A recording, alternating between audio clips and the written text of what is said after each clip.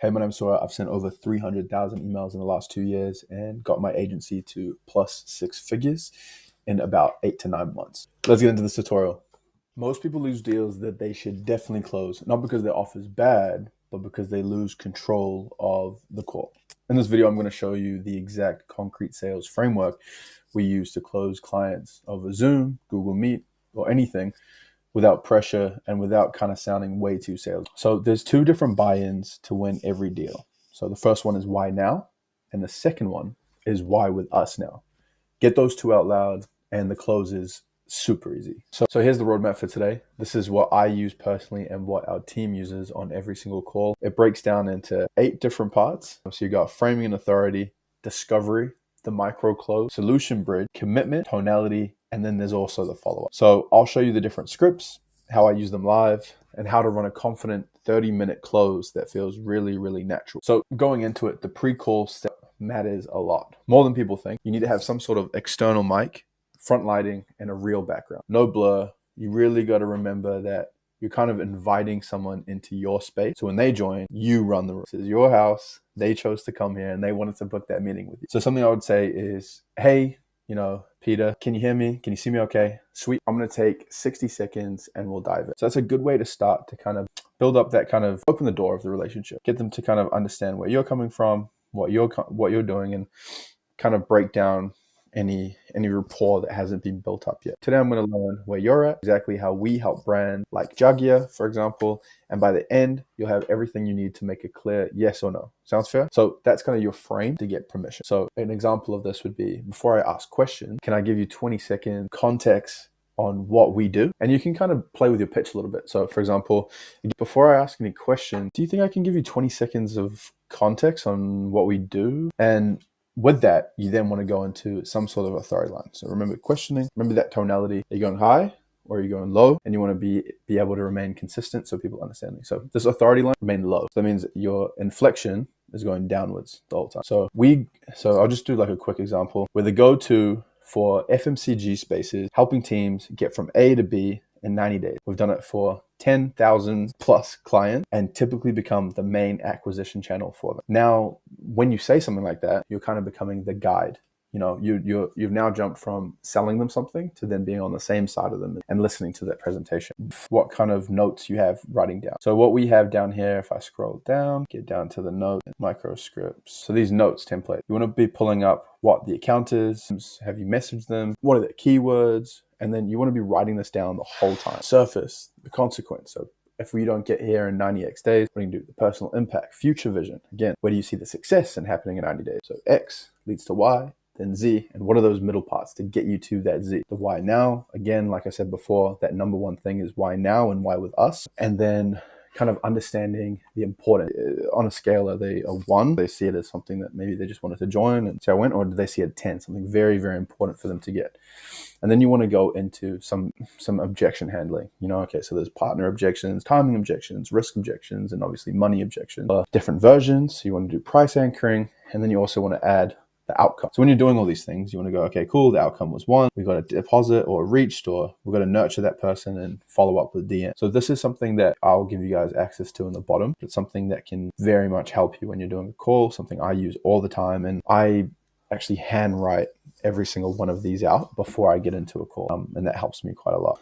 So the next thing we want to do then that gap is. So this is, if we go over to micro, which is here, we want to know what their gap is. So if we can get them into that commitment, some really, really good things. Sweet. Now locking the gap. So you're dealing with X costing you Y and you want Z. That's why we're here, right? And during this, you've been doing this for 9 months.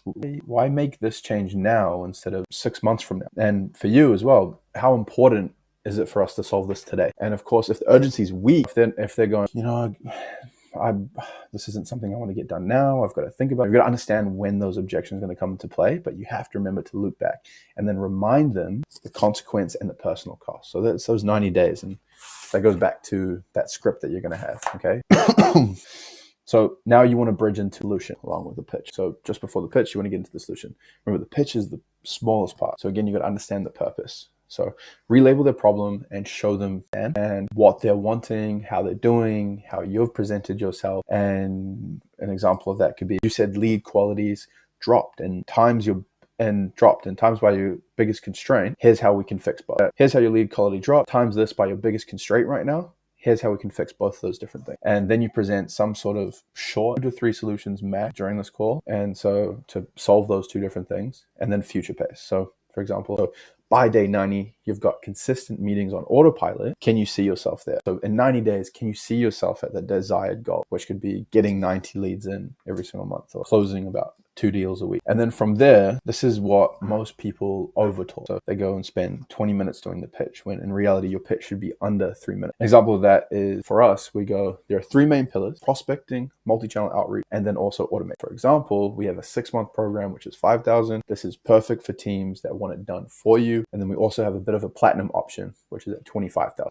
And super straightforward. And you need to be saying words like simple and straightforward twice, so that language claims inside their brain, locked in there. So 6-month program, it's 5K, 25K is going to be more of a platinum option. So you're doing a little bit more price anchoring past 1,000 prospects. So when the question comes, which version, it's not an if, they just know which one it is. So then this is when you get into the close. So you're trying to get like a direct commitment. And then when you say to prospect, you say, does that map exactly what do you like most? Again, you want them to talk. And then from there, you can do something super simple. Ready to get started? Or can I send some paperwork over? And by doing things even like a minor thumbs up, tenfold. It's just something simple, breaks down any awkwardness about presenting an offer. And again, when you're doing that, when you present the offer, see how I've been upfront talking, you want to sit back a little bit, talk about the price, so it just removes any awkwardness or removes any tension might be on the call. And again, if an objection pops up, remember, except for trust or liquidity. What I'm meaning by that is your credibility and then also the cost of that.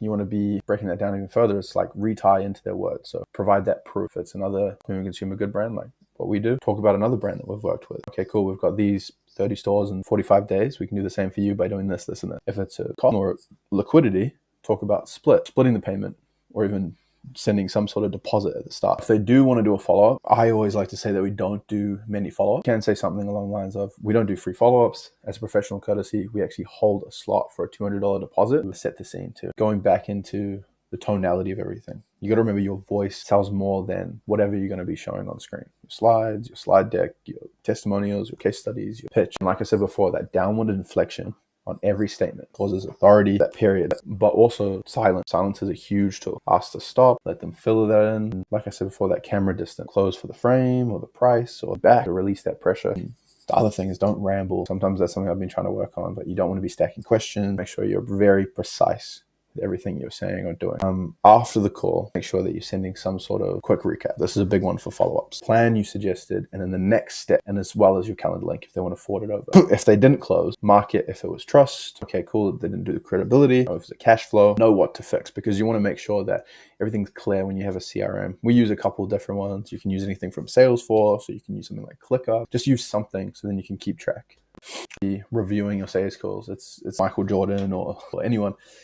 It's like, if you want to be the best, you have to look at how you performed and how you played, and if there was any things that you need to critique on with that. Looking at that all, that's the concrete sales call framework, how we kind of close confidently without pressure. It's human, specific, and simple. Give an understanding of your micro close, so you can get the PDF and notes template below. If you want to see how we can automate the front end of this process with APOS, the link with concrete.co. More than happy to help you show how we can get those prospects quite quickly. Sweet. See you in the next one.